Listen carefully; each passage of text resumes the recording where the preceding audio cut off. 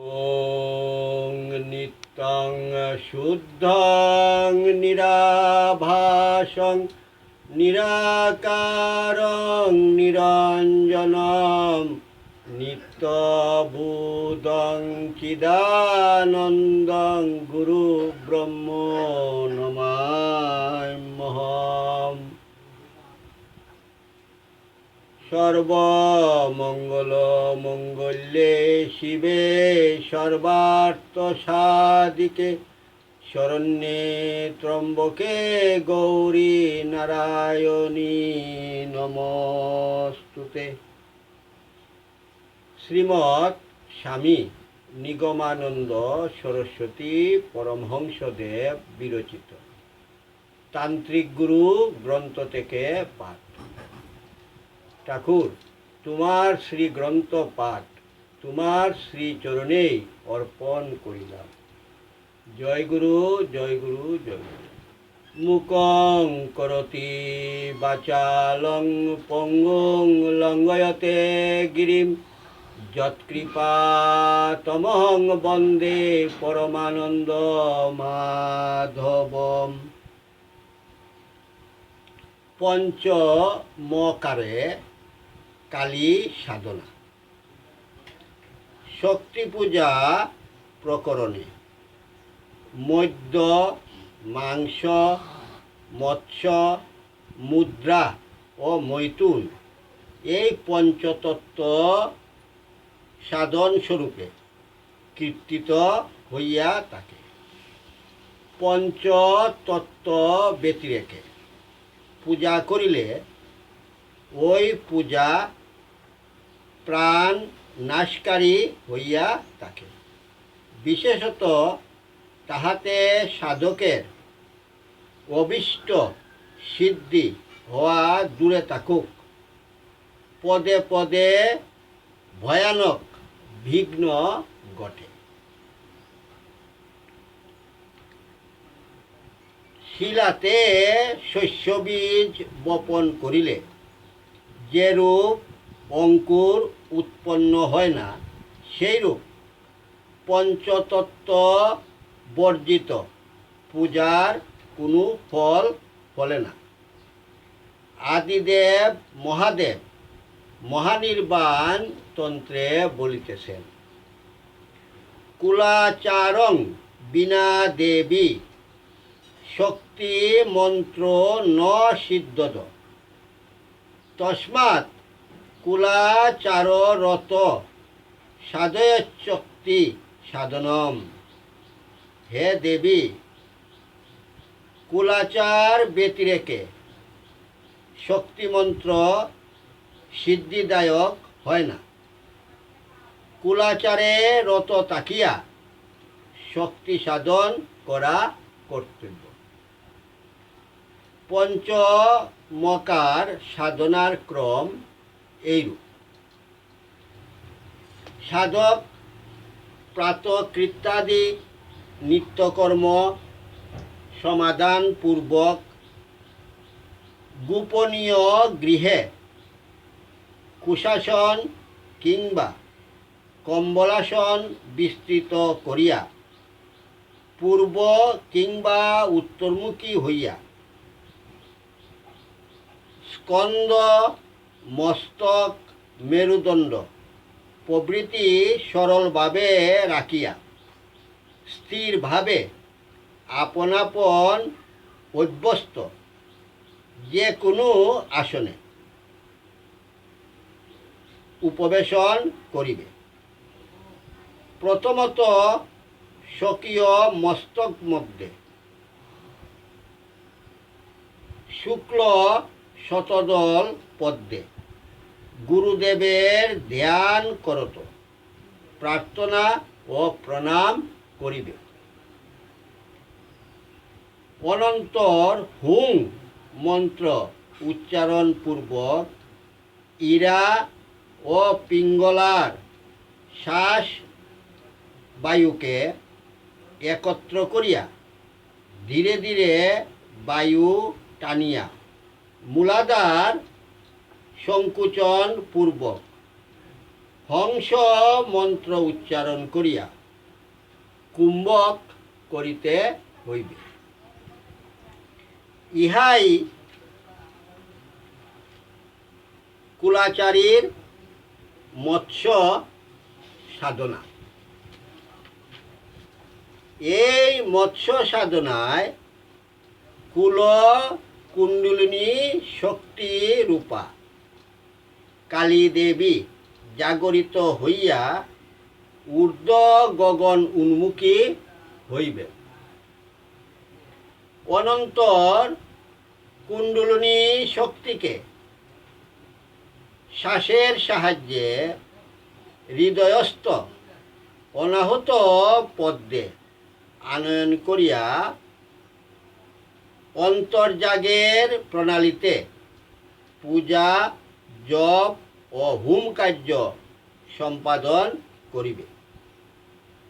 পরে চিন্তা করিবে সহস্রার মহাপদ্মের কর্ণিকার ভিতর পারদ তুল্য স্বচ্ছ বিন্দুরূপ শিবের স্থান।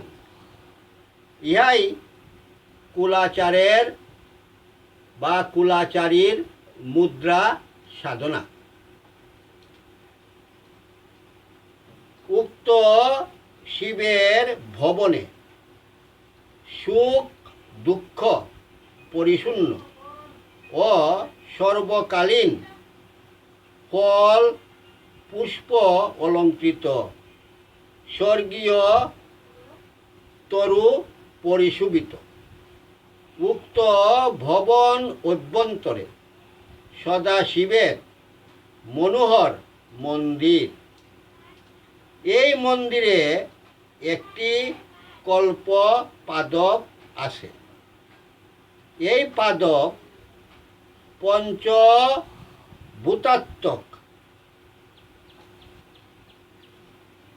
ব্রহ্ম ও গুণত্রয় ইহার শাখা। চতুর্বেদ ইহার শ্বেত রক্ত পীত ও কৃষ্ণবর্ণ পুষ্প।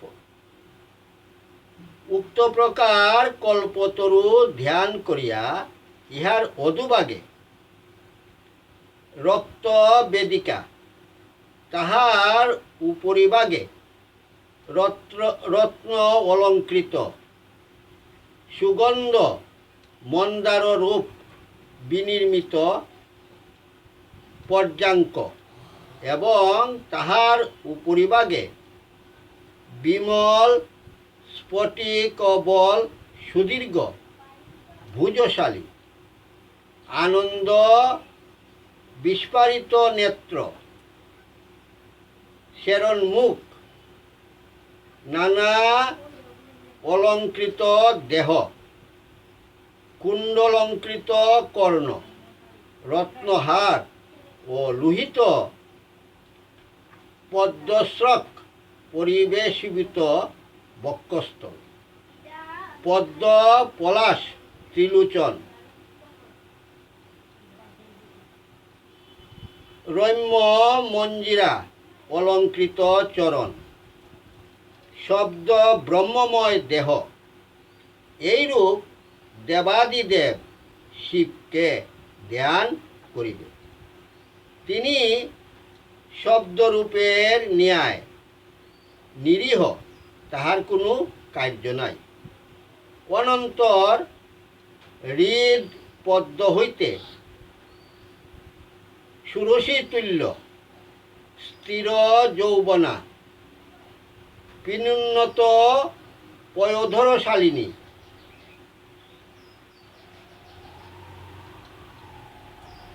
শান্তিবধ অলঙ্কার পরিশোভিতা পূর্ণ শশধর সুন্দরমুখী রক্তবর্ণা চঞ্চল নয়না নানাবিধ অলঙ্কৃতা নূপুর যুক্ত পাদপদ্ম কিঙ্কিণী যুক্ত কটিদেশ রক্ত কমকম মণ্ডিত কুণ্ডল, যুগল পলাশিনী, কুটি কন্দর্প সুন্দর,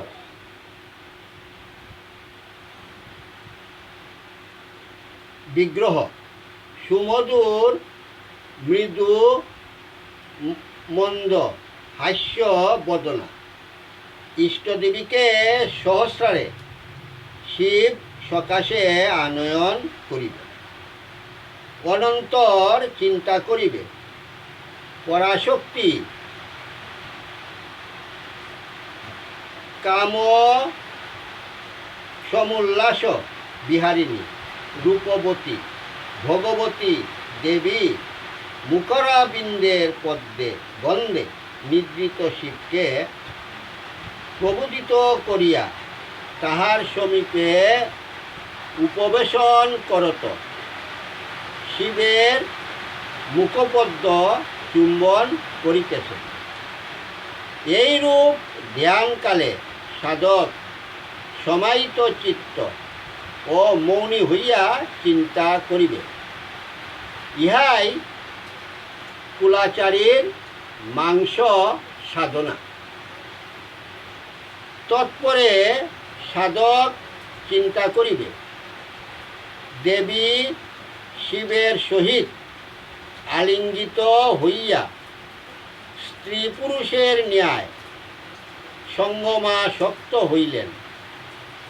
এই সময় সুধী ব্যক্তি আপনাকে শক্তির সহিত অভিন্ন ভাবনা করিয়া নিজেকে আনন্দময় ও পরম সুখী জ্ঞান করিবে।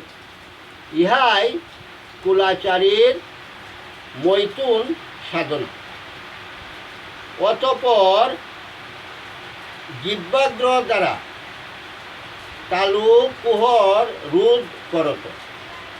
স্ত্রী পুরুষের ন্যায় শিবশক্তির শৃঙ্গার রস পূর্ণ বিহার হইতে যে সুদাস্করণ হইতেছে, সেই সুধাধারা দ্বারা সর্বাঙ্গ প্লাবিত হইতেছে। এইরূপ ধ্যান নিবিষ্ট হইয়া থাকিবে। ইহাই কুলাচারীর মধ্য সাধনা। এই সময় সাধকের নেশার ন্যায় অবস্থা হয়, গা মাথা চলিতে থাকে। তখন আর কোনো চিন্তা করিবে না। তাহা হইলে নিস্তরঙ্গিনী অর্থাৎ নিবর্তি জলাশয়ের ন্যায় নিশ্চলা সমাধি উৎপন্ন হইবে। নারী সহবাস কালে শুক্র বহির্গমন সময়ে শরীর ও মনে যেমন অনির্দিষ্ট আনন্দ অনুভব ও অব্যক্ত ভাব হইয়া থাকে, সাধক সমাধিকালে তদপেক্ষা কোটি কোটি গুণ অধিক আনন্দ অনুভব করিয়া থাকে। শরীর ও মনের সে অব্যক্ত অপূর্ব ভাব ব্যক্ত করিবার উপায় নাই। অনন্তর এইরূপ দিব্য কুলামৃত পান করাইয়া পুনর্বার কুণ্ডলিনীকে কুলস্থানে মূলাধার পদ্মস্থ ব্রহ্মযোনি মণ্ডলে আনয়ন করিবে। পুনঃ পুনঃ এইরূপ করিতে হইবে, যথা কুলার্ণব তন্ত্রে বলিতেছেন। পিত্তা পিত্তা পুনঃ পিত্তা পতিত ধরণীতলে, উত্থায় চ পুনঃ পিত্তা পুনর্জন্ম ন বিদ্যতে। এইরূপ পুনঃ পুনঃ কুণ্ডলিনী শক্তিকে কুলামৃত পান করাইলে সাধকের আর পুনর্জন্ম হয় না। পাঠক, ইহা মদের নেশার ন্যায় পুনঃ পুনঃ খানায় পড়া নহে। মূলাধার হইতে কুণ্ডলিনীর পুনঃ পুনঃ সহস্রারে গমন ও কুলামৃত পান, এই সাধন সর্বশ্রেষ্ঠ। ইহার অনুষ্ঠানে এমন কোনো বিষয় নাই যাহাতে সিদ্ধিলাভ করিতে না পারা যায়। তাই তন্ত্র বলিতেছেন, মকার পঞ্চকম কৃত্যা পুনর্জন্ম ন বিদ্যতে। পঞ্চ মকারের সাধনার সাধকের পুনর্জন্ম হয় না। উক্তবিধ সাধক গঙ্গা তীর্থে কিংবা চণ্ডাল আলয়ে দেহত্যাগ করিলেও নিশ্চয়ই ব্রহ্মপদ প্রাপ্ত হইবে। কারণ শান্তানন্দ তরঙ্গিনীতে বলা হয়েছে, এবং অভ্যাস্য মানস্তু অহন্য হনি পার্বতী জরা মরণ দুঃখাদুন্মুচ্যুতে ভব বন্দনাথ। উক্ত সাধনায় অভ্যস্ত হইলে সাধক জরা মরণাদি দুঃখ ও ভববন্ধন হইতে মুক্তি লাভ করে। এইরূপ প্রকৃতি পুরুষ যুগ বা শিবশক্তির মিলনই তন্ত্রোক্ত পঞ্চ মকারে কালী সাধনা। কিন্তু ইহা অতি সূক্ষ্ম প্রণালী। তন্ত্রে স্থূল পঞ্চ মকারেরও বিধি আছে, তবে সাধনার সূক্ষ্মভাবে উপনীত হইতে না পারিলে প্রকৃত ফল পাওয়া যায় না। তাই তান্ত্রিক সাধক গাহিয়াছেন, ভাঙ্গিতে তাদের মনোবিকার, অস্থিচর্ম করেছি সার, যাগযজ্ঞ ব্রত নিয়ম করেছি কত প্রাণপ্রণে, গিয়াসি শ্মশানে বর্ষভূষিত করেছি গাত্র,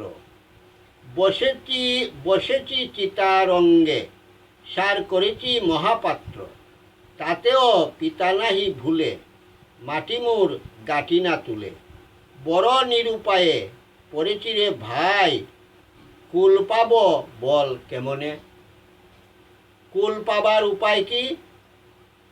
শ্রীনাথ কন সেই জানে মিলন, অন্তর্জাগে জেগে যে জন, পরম তত্ত্ব জ্ঞানের ধ্যানে রোধ করে পবনে। তবে দেখুন, পবন রোধ করত অন্তর্জাগের সূক্ষ্ম সাধনাই প্রকৃত সাধনা। ইহাতে সাধকের সর্ব অভীষ্ট সিদ্ধ হয়।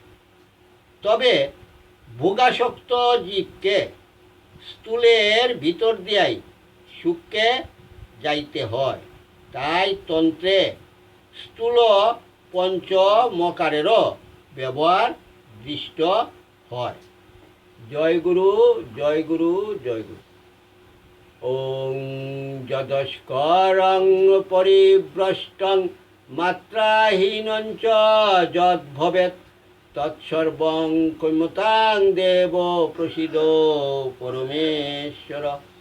সর্বে ভবন্তু সুখিনঃ, সর্বে সন্তু নিরাময়া, সর্বে ভদ্রাণি পশ্যন্তু মা কষ্টিত দুঃখভাগ ভবেৎ। ওং শান্তি শান্তি শান্তি। হরি ওং তৎসৎ।